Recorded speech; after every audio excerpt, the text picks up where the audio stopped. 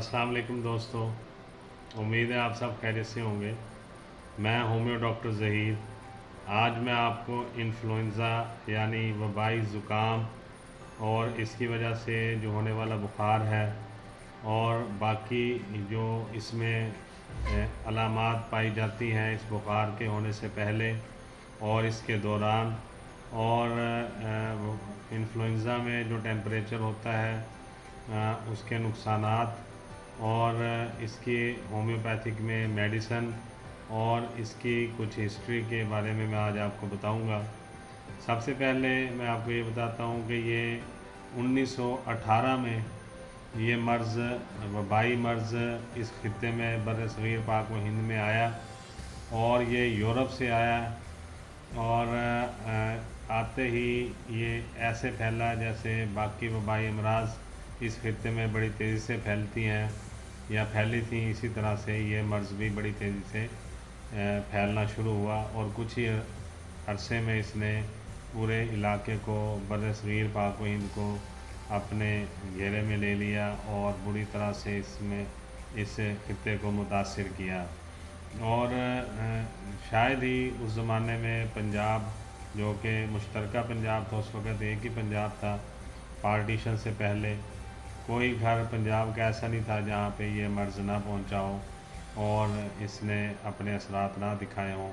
और बहुत सारे लोग इसका शिकार हुए। और उस वक़्त क्योंकि इसका इलाज भी दरियाफ़्त नहीं हुआ था, नई नई ये बीमारी इस खित्ते में आई थी, तो इम्यूनिटी पे ये अटैक करती है। फौरी तौर पर जिस्म में जो हमारी क़ुव्वत मुदाफ़ियत होती है उसको कमज़ोर करती है और उसको ख़त्म करती है, और फिर बार बार हमलावर होता है ये मर्ज़ एक शख्स पे, जिससे क़ुव्वत मुदाफ़ियत पहली दफ़ा में ही ख़त्म हो जाती है और जो मर्ज़ है वो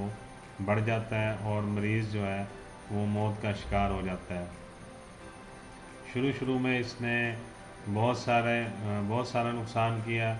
और बहुत सारी अमवात इस खित्ते में यानी मुश्तरका पंजाब में बहुत सारी अमवात हुई और इसने बड़ी तबाही मचाई इस मर्ज़ ने। और इसके क्योंकि जब ये नई नई बीमारी आई तो बहुत सारे इसके नाम रखे गए। कुछ लोगों ने इसको जो है उस वक़्त वार फीवर भी कहा और फ्रेच फीवर भी कहा गया, इसे लागरब भी कहा गया, तंगी बुखार भी कहा गया और पुरअसरार बीमारी या ये जादू के असरात वाली बीमारी इसको कहा गया। और इसकी जो मर्ज़ की अक़साम है वो मैं आपको बता देता हूँ। ये मर्ज़ कई सूरतों में इंसान पर हमला करता है। जैसा कि मैंने पहले बताया, ये वबाई अमराज़ है, ये एक से दूसरे को, दूसरे से तीसरे को लगता है और इसमें क्योंकि नज़ला ज़ुकाम होता है, खांसी होती है, छींकें आती हैं और इस तरह से इसके फैलने के जो है वो भी ज़्यादा होते हैं मौक़े, क्योंकि छींक के ज़रिए बहुत सारे जरासीम खारिज होते हैं और खांसी के ज़रिए भी मुंह से, नाक से, और छींक के ज़रिए भी नाक और मुंह से बहुत सारे जरासीम हवा में खारिज होते हैं और वो फैल के फिर दूसरों पे असरअंदाज करते हैं। बाज़ औक़ात इस बीमारी का हमला बड़ा मामूली होता है। ज़ुकाम की अलामत जो है वो नरम बुखार के साथ शुरू हो जाती है और आसाबी और उज़लाती कमज़ोरी फ़ौरन जो है वाक़ हो जाती है। मरीज़ को बहुत ज़्यादा वीकनेस महसूस होती है और मुंह का जायका बेहद कड़वा और बद जायका हो जाता है। खाने पीने से मरीज़ को कह लें कि खाना पीने से गुरेज़ करता है, वो खाने की तरफ राग़िब नहीं होता, उसे भूख नहीं लगती और खाने पीने की तरफ तवज्जो नहीं देता और तमाम जिस्म में हल्का हल्का दर्द हर वक़्त महसूस होता रहता है। मामूली खांसी और नज़ला जो है वो शुरू हो जाता है और ये फिर ये हालत जो है 4 या 5 दिन रहती है और मेडिकेशन करने से मरीज़ ठीक हो जाता है। लेकिन अगर इसके साथ मरीज़ में नमूनिया हो जाए या उसकी पहले से क़ुव्वत मुदाफ़ियत इतनी स्ट्रॉन्ग ना हो, कमज़ोर हो, तो उसे फिर चेस्ट इन्फेक्शन भी हो जाता है, ब्रोंकाइटिस भी हो जाता है और फिर उसके जो अलामात है वो ये हैं कि गले की जो आवाज़ है वो भारी हो जाती है और सांस की नाली में वरम आ जाता है اور بخار جو ہے وہ تیز ہو جاتا ہے اور بہت زیادہ پیاس لگتی ہے، حتیٰ کہ مریض کو اگر نیند بھی آ جائے وہ تو پھر سوتے سے اٹھ کے پانی مانگتا ہے، یہ اس کی ایک خاص علامت ہے۔ اور کھانسی بہت زیادہ اور تکلیف دہ ہوتی ہے، اور جو ہے مریض کے جو ہے پھیپھڑے میں انفیکشن واقع ہو جاتی ہے۔ بعض اوقات اس مرض کے شروع ہوتے ہی وومٹنگ اور موشن یا آپ اسہال کہہ لیں شروع ہو جاتے ہیں، اور مریض کو بے حد ابکائیاں آتی ہیں، اگر پیٹ میں کچھ نہ بھی ہو، معدہ خالی ہو، پھر بھی وہ ابکائیاں کرتا رہتا ہے، اور ان حالتوں میں مریض کو 104 سے 105 تک ٹیمپریچر ہو جاتا ہے، اور اس پہ غنودگی اور بے ہوشی طاری ہونے لگتی ہے، چہرہ اور زبان کی رنگت بدل جاتی ہے، اور اعصابی اور عضلاتی کمزوری بے حد بڑھ جاتی ہے، نمونیا وغیرہ اگر اس کے ساتھ ہو جائے تو پھر سانس لینے میں بھی دشواری محسوس ہوتی ہے۔ اگر یہ کنڈیشن جو ہے یہ اس مرض کا تیز ترین حملہ ہوتا ہے، اور یہ جو ہے بہت بیماری اس وقت اپنے عروج پہ ہوتی ہے جس وقت مریض کے پھیپھڑوں میں انفیکشن ہو جائے اور اسے نمونیا ہو جائے، اسے سانس لینے میں دشواری ہو۔ بعض مریضوں میں یہ بخار جو ہے وہ ٹائیفائڈ کی صورت بھی اختیار کر لیتا ہے، اگر فوراً دوائی نہ دی جائے، فوراً علاج نہ کیا جائے، 1 ہفتہ 10 دن 12 دن تک اس بیماری کو کھینچا جائے تو پھر یہ ٹائیفائڈ میں بدل جاتا ہے۔ بعض مریضوں کو 4 یا 5 بلکہ 6 زیادہ سے زیادہ 6 دن تک بخار جو ہے متواتر چڑھتا ہے، اور بعض کو بخار اتر کر پھر سردی سے دوبارہ بخار چڑھ جاتا ہے۔ کھانسی، زکام وغیرہ کی علامات ساتھ ساتھ ہوتی رہتی ہیں، اور نکاہت اور کمزوری بہت زیادہ ہو جاتی ہے، اور کئی کئی روز تک ٹھیک ہونے کے بعد بھی کھانسی اور کمزوری جو ہے وہ جان نہیں چھوڑتے۔ اسباب میں نے اس کے پہلے بھی آپ کو بتایا، کیونکہ یہ مرض وبائی ہے، ایک شخص سے دوسرے کو، دوسرے تیسرے کو، اور اس طرح بہت تیزی سے یہ پھیلتا ہے، اور دیکھتے ہی دیکھتے چند دنوں میں پورے علاقے کو اپنی لپیٹ میں لے لیتا ہے۔ اور یہ کیونکہ یہ یورپ سے آیا، اور اس لیے وہاں کے لوگوں کا، خاص کر اٹلی کے لوگ یہ خیال کرتے تھے کہ یہ مرض جو ہے وہ ستاروں کے اثر سے زمین پر پھیلا ہے اور پیدا ہوا ہے،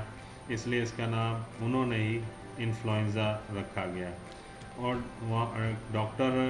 پائی جو ہیں، بڑے ڈاکٹر ہیں، گزر چکے ہیں، ڈاکٹر پائی فرماتے ہیں کہ یہ مرض ایک خاص قسم کے جراثیم سے پیدا ہوتا ہے جس کو انگریزی میں انفلوئنزا بلسیلس کہتے ہیں، اور یہ ٹھنڈک، تھکاوٹ اور خوراک کی بے اعتدالی سے اس کے زیادہ پھیلنے کے چانسز ہوتے ہیں، اور اس سے جو ہے فوری طور پر قوت مدافعت میں کمی واقع ہوتی ہے، اور اس سے جو ہے قوت مدافعت جب ایک دفعہ کم ہو جاتی ہے یا ختم ہو جاتی ہے تو یہ مرض پھر بار بار پلٹ کر حملہ آور ہوتا ہے، اور سردیوں کے سیزن میں ایک مریض کو کئی دفعہ انفلوئنزا ہو سکتا ہے یا وہ انفلوئنزا کا شکار ہو سکتا ہے۔ اس میں بہت ساری میڈیسن ہیں جو ہومیوپیتھک میں دی جاتی ہیں۔ سب سے پہلی میڈیسن میں آپ کو بتا دیتا ہوں اور اس کے سمٹم بھی بتاتا ہوں کہ انفلوئنزا میں جو سب سے پہلی میڈیسن دی جاتی ہے بخار کی صورت میں وہ ایکونائٹ ہے۔ ایکونائٹ اسے شروع کی حالت میں یا ابتدائی حالت میں بہت زیادہ کارآمد ہوتی ہے جب ٹھنڈے اور سرد اس کو جھونکے ہوا کے محسوس ہوتے ہوں اور باقی لوگوں کو ہوا نہ لگتی ہو، جبکہ مریض کو احساس ہوتا ہو کہ اسے ٹھنڈی ہوا محسوس ہو رہی ہے، اور اس کو پسینہ نہ آتا ہو، پسینہ دب گیا ہو، اور یہ بیماری کے اثرات میں یہ دوائی بہت زیادہ جو ہے فائدہ مند ثابت ہوتی ہے۔ اسی طرح دل کی بے چینی مریض میں بے حد زیادہ ہو، موت کا خوف اور ڈر بہت زیادہ محسوس کرتا ہو، اور تیز بخار ہو، خشک بدن، پسینہ نہ آتا ہو بلکہ بالکل خشک ہو بدن، اور نبض بہت زیادہ تیز ہو، اور سر درد ہو، اور تمام جسم میں ہلکا ہلکا درد یا تیز درد تمام جسم میں ہو، چہرہ گرم ہو، آنکھیں سرخ ہوں، ناک بہتا ہو، گلا اور منہ عموماً خشک، اور گلے میں ورم اور خشک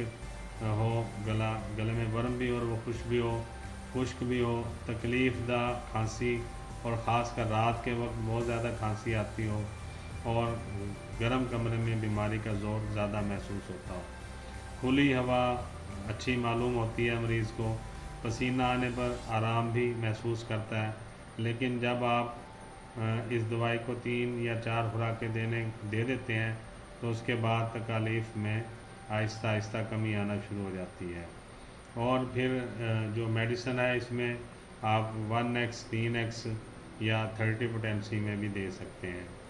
جو ہے ایکونائٹ۔ اسی طرح جلسیمیم ہے، یہ بھی اس بیماری میں خاصی جو ہے فائدہ مند ثابت ہوتی ہے، جبکہ مریض کا تمام جسم درد کرتا ہو اور تھکا ٹوٹا ہوا محسوس ہوتا ہو اسے، اور بہت زیادہ کمزوری، عضلاتی کمزوری بہت زیادہ محسوس کرتا ہو، تو اور اس دوائی کے دینے سے اسے بہت جلدی آرام محسوس ہوتا ہے۔ خاص کر مریض کو جب بہت زیادہ بخار تو نہ ہو اور کھانسی اور جسم میں درد محسوس ہوتا ہو اور بار بار چھینکیں آتی ہوں، تو اس وقت بھی یہ دوائی بہت زبردست ہے۔ اسے مدر ٹنچر میں بھی دے سکتے ہیں، 1x میں بھی اور 30 پوٹینسی میں بھی دے سکتے ہیں۔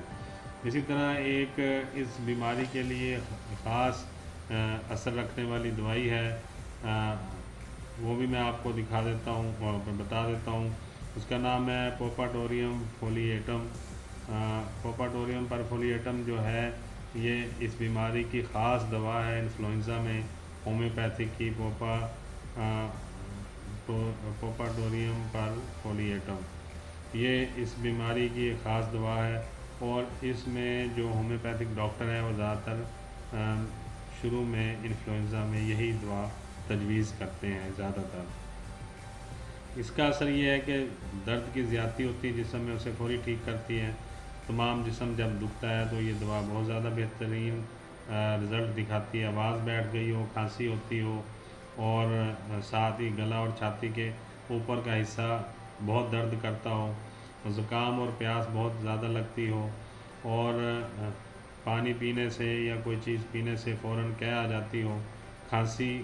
بہت زیادہ درد والی کھانسی مریض کو ہوتی ہے، چھاتی اور سر کو کھانسی کرتے ہوئے جھٹکے محسوس ہوتے ہوں اور اس میں بہت شدید درد اس کو ہوتا ہو، اور مریض دونوں ہاتھوں سے اپنی چھاتی کو سہارا دیتا ہو۔ اس دوائی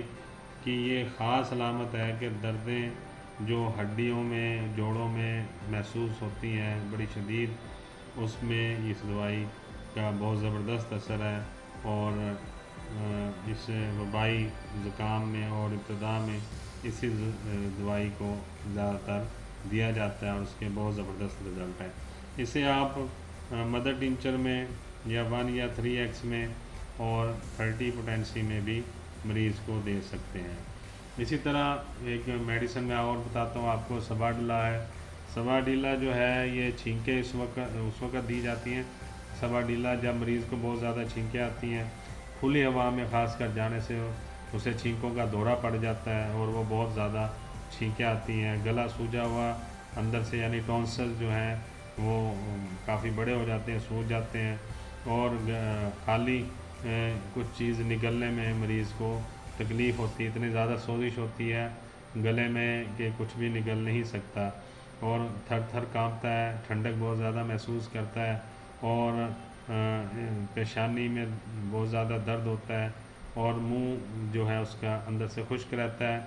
اور اسی طرح کھانسی بہت زیادہ ہوتی ہے، لیٹنے پر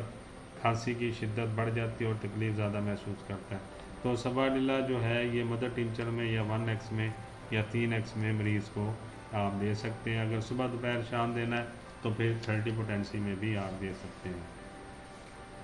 اسی طرح آرسینک ایلبم ہے، یہ دوائی انفلوئنزا کے علاج میں بہت زبردست اثر رکھتی ہے۔ آپ پہلے بھی میں نے کئی دفعہ آرسینک ایلبم کے بارے میں ویڈیوز بنائی ہیں، نزلہ زکام والی، اور شاید ہی کوئی اور دوائی ایسی ہے جو آرسینک کے برابر کی ہو اس بیماری میں۔ تو اس جو آرسینک ایلبم یہ بہت زبردست ہے میڈیسن، یہ بھی زکام کے دورے، نکاہت اور کمزوری میں آپ مریض کو دے سکتے ہیں، اس کی سمٹم کے مطابق یہ بھی 30 پوٹینسی میں یا 3x میں مریض کو آپ دے سکتے ہیں۔ اسی طرح چند اور میڈیسن بھی ہے، جیسے ڈلکا مارا ہے، برایونی ہے، فاسفورس ہے، رسٹاکس ہے اور ڈپٹیشیا ہے، اور یہ بھی میڈیسن آپ مریض کو اس کے سمٹم کے مطابق دے سکتے ہیں۔ اور اس میں ایک نسخہ میں آپ کو بتا دیتا ہوں کہ اگر آپ مریض کو فوری طور پر میڈیسن صبح دوپہر شام میں دینا چاہیں تو پھر برایونیا 30 پوٹینسی میں دے دیں گے، پوپاٹوریم یہ بھی 30 پوٹینسی میں دے دیں گے، جلسیمیم یہ بھی 30 پوٹینسی میں۔ ان تینوں کو ملا کر آپ دن میں 10 سے 15 قطرے آپ مریض کو صبح دوپہر شام انفلوئنزا میں دے سکتے ہیں، اور یہ ایک آزمودہ نسخہ ہے۔ اور اس کے ساتھ ساتھ کچھ چند ضروری ہدایات بھی ہیں جن کا خاص خیال رکھنا بڑا ضروری ہے، وہ میں بتا دیتا ہوں۔ 3 باتوں کا خیال رکھنا بہت ضروری ہے کہ مریض کو آرام، گرمی خوراک، اور خاص کر بیمار کو آرام سے لیٹے رہنا مناسب ہے، اور اس کے جسم کو گرم رکھنا بھی انتہائی ضروری ہے، کیونکہ یہ ٹھنڈک میں ہوتا ہے، سردیوں کے موسم میں ہوتا ہے زیادہ تر انفلوئنزا، اور مریض کو بہت زیادہ سردی لگتی ہے، اس لیے اس کے جسم کو گرم رکھنا ضروری ہے۔ سرد اور کھلی ہوا میں اسے لے جانا یا اس کا گھومنا پھرنا سخت منع ہے۔ جس کمرہ میں بیمار لیٹتا ہے وہ کمرہ صاف ستھرا ہو، روشنی والا ہو، اور جس میں تازہ ہوا کا بھی گزر ہوتا ہو، یعنی وینٹیلیشن کا اچھا انتظام ہو اس میں۔ بیمار کو غذا جو ہے وہ ہلکی اور نرم دینی چاہیے، مثلاً تھوڑا سا دودھ، یا آپ اسے دلیا، ساگودانہ یا شوربہ، اور مونگ کی دال، کدو، شلجم، پتلی کھچڑی وغیرہ بنا کر آپ مریض کو کھانا دے سکتے ہیں۔ روٹی سے پرہیز کرنا چاہیے۔ اگر نمونیا اس کے ساتھ ہو گیا ہے تو پھر دودھ نہیں دینا، کیونکہ اس سے پھر ریشہ پیدا ہونے کا خدشہ ہوتا ہے۔ تو یہ ہدایات ہیں، اور کچھ علامات بھی میں نے بتائی ہیں، ہومیوپیتھک میں اس کی میڈیسن بھی بتائی ہیں، اور اس کی کچھ تھوڑی سی تاریخ بھی بتائی ہے کہ یہ کیسے کیسے آیا اور اس علاقے میں پھیلا اور کہاں سے آیا اور اس کی ہسٹری کیا ہے۔ امید ہے آپ کو آج کا پروگرام اچھا لگا ہوگا۔ میں ہومیو ڈاکٹر ظہیر بہت ساری دعاؤں کے ساتھ آپ سے اجازت چاہوں گا۔ السلام علیکم۔